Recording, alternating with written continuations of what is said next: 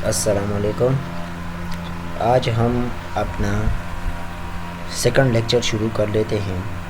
हमने शुरू किया था क्लास 10 की फ़िज़िक्स चैप्टर नंबर फर्स्ट हमने शुरू किया था। आज हम उसका दूसरा लेक्चर जो है ना रिकॉर्ड कर रहे हैं। दूसरा चैप्टर हमारे पास था क्लास 10 का साउंड वेव्स। साउंड क्या होता है, डिटेक्शन साउंड, ट्रांसमिशन साउंड किस तरह ट्रांसमिट होता है, डिटेक्ट होता है, ये सब हमने पढ़ लिया है। आज हम उसका कैरेक्टरिस्टिक्स ऑफ साउंड पढ़ रहे हैं। कैरेक्टरिस्टिक ऑफ साउंड हमारे पास कौन कौन से हैं।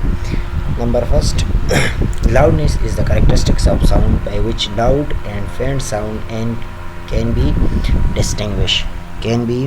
डिस्टिंग्विश। लाउडनेस हमारे पास वो कैरेक्टरिस्टिक्स होता है जिसमें हम लाउड एंड फेंट साउंड को डिस्टिंग्विश कर लेते हैं। लाउड साउंड किसको बोलते हैं? जो लाउड साउंड जो ऊंचा आवाज़ होता है, और एंड फेंट साउंड हमारे पास मध्यम आवाज़ नहीं होती। हम नॉर्मल बात कर रहे हैं और हमारे पास फेंट साउंड में आता है, और जब हम कोई तकरीर वगैरह कर लेते हैं तो हमारे पास लाउड साउंड में आता है। इन दोनों में हम डिस्टिंग्विश करते हैं, इसको हम लाउडनेस बोलते हैं। हमारे पास लाउडनेस किस पर डिपेंड कर रहा है? Loudness of sound depend upon किस चीज़ पे डिपेंड करते हैं? Amplitude of the vibrating body, area of the vibrating body, distance from the vibrating body. Amplitude of the vibrating body का मतलब क्या है? Amplitude of the vibrating body का मतलब है कि बॉडी का जितना एम्पलीट्यूड ज़्यादा होगा, जिस तरह हम वेव ट्रांसफ़र होता है ना, उसमें एक क्रस्ट होता है, एक ट्रफ होता है। क्रस्ट या ट्रफ के मैक्सिमम या पीक पॉइंट को हम क्या बोलते हैं? एम्पलीट्यूड। ये पॉइंट आ गया, ये क्या? ये एम्पलीट्यूड है। ये आ गया, ये एम्पलीट्यूड है, ये एम्पलीट्यूड है, ये एम्पलीट्यूड है। जितना एम्पलीट्यूड ज़्यादा होगा उतना हमारे पास वेवलेंथ शॉर्ट आएगा, और फ्रीक्वेंसी हमारे पास क्या होगी? फ्रीक्वेंसी हमारे पास कम होगी, और वेवलेंथ ज़्यादा होगा, फ्रीक्वेंसी कम होगी। Area of the vibrating vibrating body क्या होता है? जिस तरह हम एक ड्रम लेते हैं और एक बाल्टी लेते हैं, एक स्टिक लेते हैं। पहले हम बाल्टी को मार लेते हैं, वो कितना साउंड प्रोड्यूस कर रहे थे, और फिर वही स्टिक जो है ना हम ड्रम को मार लेते हैं, वो कितना आवाज़ प्रोड्यूस कर रहे हैं। तो ड्रम हमारे पास ज़्यादा आवाज़ प्रोड्यूस कर, क्योंकि उसका एरिया ऑफ वाइब्रेटिंग बॉडी ज़्यादा है और बाल्टी का कम है। Distance from the vibrating body, हमारे पास जो वाइब्रेटिंग बॉडी है उसका डिस्टेंस कितना है? Distance from the vibrating body, वो कितना दूर है, नज़दीक है या हमारे पास नज़दीक है या दूर है। ये हमारे पास दो वेव आ गए, एक ही है। इसका एम्पलीट्यूड ज़्यादा है, ये एम्पलीट्यूड ज़्यादा है, ये लाउड साउंड होगा, और जिसका एम्पलीट्यूड कम है वो क्या होगा? फेंट साउंड होगा। दूसरे नंबर पर आते हैं pitch is the characteristic of sound by which can be distinguish between the shrill and grave sound.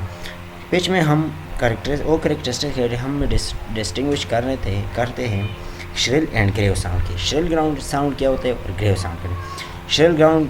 Shrill sound होता है जो पतला आवाज़ हो, और ग्रेव जो बड़ा ब्राड।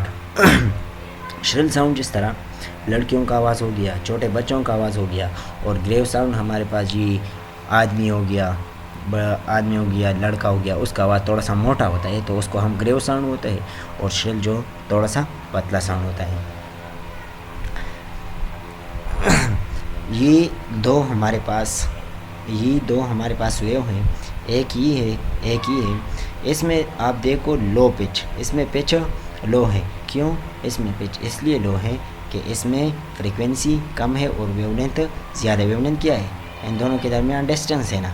लो वेवलेंथ कम होगा तो वेवलेंथ ज़्यादा होगा, तो उसमें लो पिच होगी और फ्रीक्वेंसी कम होगी। इधर वेवलेंथ ज़्यादा है, फ्रीक्वेंसी कम है। F = 1/λ। फ्रीक्वेंसी ज़्यादा हो तो वेवलेंथ कम हो जाता है, जब वेवलेंथ ज़्यादा हो जाता है तो फ्रीक्वेंसी कम हो जाती है। तो इधर वेवलेंथ ज़्यादा है। वेवलेंथ क्या होता है? दो क्रस्ट या ट्रफ के दरमियान जो डिस्टेंस है। इधर हाई पिच है, इधर क्या है? इधर डिस्टेंस कम है, दो क्रस्ट के दरमियान डिस्टेंस कम है, तो वेवलेंथ ज़्यादा है और फ्रीक्वेंसी हमारे पास क्या होगी? ज़्यादा होगी, और वेवलेंथ कम होगी। थर्ड नंबर पर आ जाती है quality. The characteristic of sound by which can be distinguish between two sound of same loudness and pitch is called quality हमारे पास हम डिस्टिंग्विश करते हैं दो साउंड के दरमियान। दो साउंड जिसका लाउडनेस सेम हो और पिच भी सेम हो, और उसको हम पहचान लेते हैं कि कौन सा आवाज़ के उसको हम क्वालिटी बोलते हैं। जिस तरह हमारे पास एक गिटार है और दूसरा हमारे पास पियानो है, और दोनों सेम टाइम पे सेम लाउडनेस के साथ बजाते हैं, तो हम उसमें डिस्टिंग्विश करते हैं कि ये कौन सा आवाज़ है, ये किसका आवाज़ है, ये किसका आवाज़ है, तो उसको हम बोलते हैं क्वालिटी। इंटेंसिटी क्या होती है सर? इंटेंसिटी इसमें करेक्टरिस्टिक में नहीं आते हैं, ये अलग है। इंटेंसिटी क्या आते हैं? Sound energy passing per second through a unit area held perpendicular to the direction of propagation of sound waves. Sound energy, sound एक एनर्जी है, ये पास करती है पर यूनिट एरिया पर सेकंड के साथ। साउंड एनर्जी है, ये पास कर देती है पर सेकंड के साथ, पर यूनिट एरिया के साथ ये पास करती है, तो held to the perpendicular to the direction of propagation of sound waves is called intensity of sound. इधर देखें, intensity is equal to energy E per unit area, change in time, time के साथ चेंज होती है इसका, जिसकी wavelength amplitude ज़्यादा होगी, एम्पलीट्यूड ज़्यादा होगी उसकी एनर्जी ज़्यादा होगी। यूनिट हमारे पास क्या आता है? वाट पर मीटर स्क्वायर, वाट पर metre square. Mathematically I is equal to E divided by A multiply by delta T. E divided by A किसकी बराबर होती है? Sorry, E divided by A del cross T, energy change with respect to time किसके बराबर होता है? Power. I is equal to E divide by A multiply by delta T. E divided by delta T किसकी बराबर होती है? Power. I is equal to power पर unit area. तो पावर पर यूनिट एरिया का यूनिट क्या आता है? पावर का यूनिट वाट और एरिया का मीटर स्क्वायर। वाट पर मीटर स्क्वायर हमारे पास यूनिट आ गया। आज ये था हमारा सेकंड क्लास, अगले क्लास में मिलते हैं। खुदा हाफिज़।